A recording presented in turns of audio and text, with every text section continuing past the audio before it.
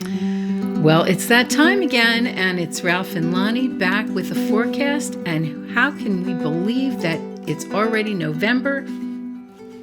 Time is flying. So, I'm going to read you the beginning of the calendar for this month. This month is filled with aspects, ingresses, and changes, so be prepared. The first and third weeks are especially interesting and potentially exciting. The big shift is Jupiter turning retrograde on the 11th and Saturn turning direct on the 27th, so the bull market will likely turn into a bear as people focus on protecting their assets rather than risking them. But with so many outer planets retrograde, global affairs will feel stymied. Scorpio and Sagittarius can be great times for the family and personal life, so focus on your personal well-being and tune out the news and the noise. That sounds like extremely good advice these days. What do you think? So grab your calendar and follow along. And the final week of November 2025 starts with Sunday the 23rd, and we'll take you all the way through to Sunday the 30th. The Sunday the 23rd is a pretty lightweight day in terms of aspect, which is good. I mean, this whole weekend is pretty nice after the Sun enters Sagittarius on the past Friday. There's just a Sun sextile Pluto. It's not something you're going to feel very personally, though it may mean that the news is starting to improve a little bit, which would be nice. On the Monday, it's a very social day.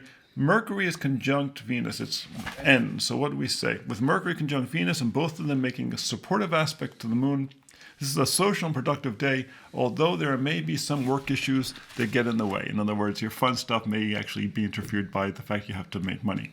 So, tough. Happens so often.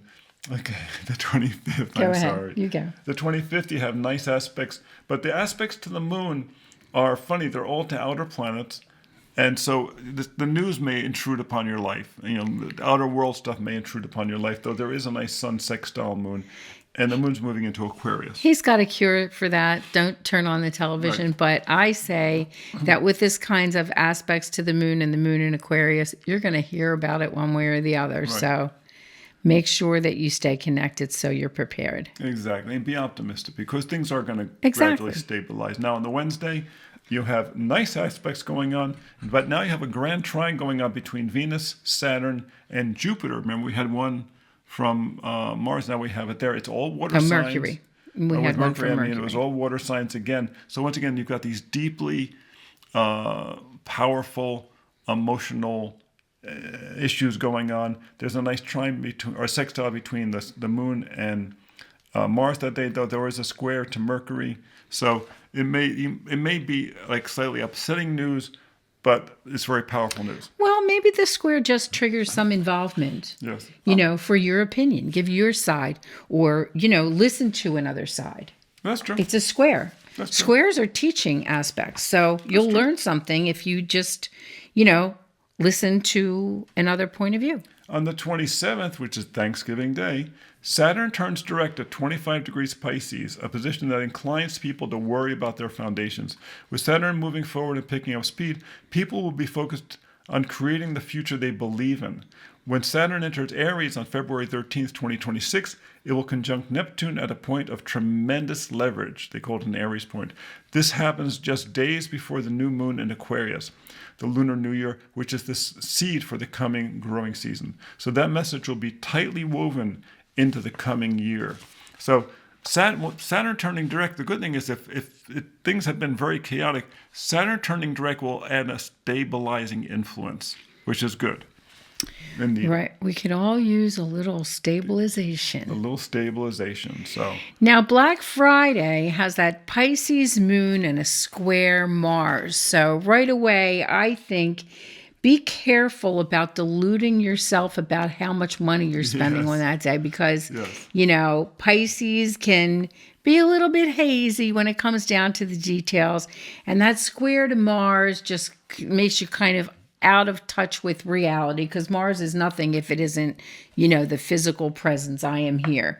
I really do like that the Small Business Saturday on the 29th is so actively social, because that's where, in my opinion, you want to put more bang for your buck, because support those small businesses that have those resources that you depend on all year long. And don't let them be that, oh, there was this nice store down the corner and it's not there anymore. I wonder what happened. Well, support them. And Mercury also goes direct that day. Right. So be aware that during this period of the several days here, Mercury is stationing. When we say, Mercury's moving fast in a particular situation, everything moves along more easily. When it's retrograde, you kind of have to backtrack and see what you forgot about. When it stations, a lot of times communication stuff really kind of slows down. But with all these great lunar aspects, the lunar aspects are the shopping aspects.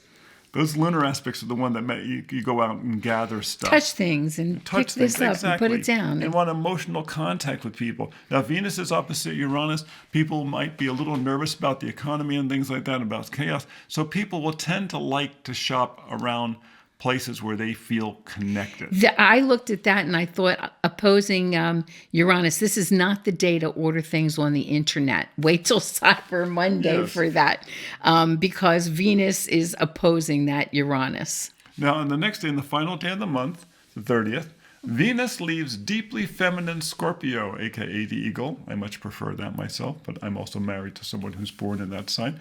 For socially flighty Sagittarius, joining the Sun and Mars. So make a point to get out more and connect those with those who inspire hope and fun in your daily life. Boy, isn't that a nice way to finish the month? And that really underscores that Venus trine Neptune there. The inspiration of Neptune, gives everyone sort of the hope of a new idea of a change that is beneficial, especially for Venus. And then the Sun trine Moon, he got his way. He got the white circle day on that day. And it's Aries moon, so seize the day. And Venus entering another fire sign, it's not a day to sit around. No, not at all. Do something and be inspired. So we'll look for you again at the next forecast. Make sure you visit us at Planetary Calendar Astrology on YouTube. And you can always visit our website at planetarycalendar.com. And as we're coming close to the holiday season, a perfect gift would be Reclaiming Astrology from the Patriarchy. The story of the stolen zodiac begins. This has been a labor of love for us. It tells how the signs were changed. It tells how the sacred geometry was broken, and about how we can dramatically improve the practice of astrology by getting back to the original geometry and the original signs.